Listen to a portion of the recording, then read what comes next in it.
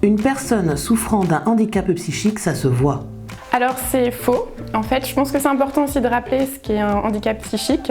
Donc ce sont les conséquences sociales qui vont être liées à un trouble psychique invalidant comme la schizophrénie, la dépression ou encore les troubles bipolaires. Ces troubles, ils peuvent modifier le comportement, la perception, le jugement ou encore la relation avec le monde.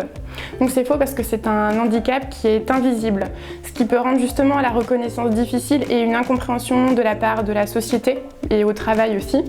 On estime d'ailleurs aujourd'hui qu'il y a 81% des handicaps qui sont invisibles, donc c'est quand même une majorité par rapport à tous les handicaps confondus. Une personne en situation de handicap psychique est dangereuse. Faux. Les patients suivis en psychiatrie sont plus souvent victimes qu'agresseurs. Il n'y a pas de lien entre diagnostic psychiatrique et passage à l'acte violent. Il y a par contre des facteurs de risque de passage à l'acte violent comme la consommation d'alcool ou de drogue, l'isolement social ou la rupture de soins. Les dernières études prouvent que les personnes ayant des troubles psychiatriques ne représentent que 3 à 5% de la totalité des actes violents. Subir des discriminations peut entraîner des troubles psychiques. C'est vrai. Être discriminé, c'est ne pas être reconnu pour un tas de raisons. Ça peut être le genre, ça peut être la nationalité, ça peut être des problèmes physiques, ça peut être une multitude de choses. Alors, subir constamment l'ironie et la méchanceté des gens, ça nous pousse à réagir et à subir et devenir malade. Une personne souffrant d'un handicap psychique va forcément en hôpital psychiatrique.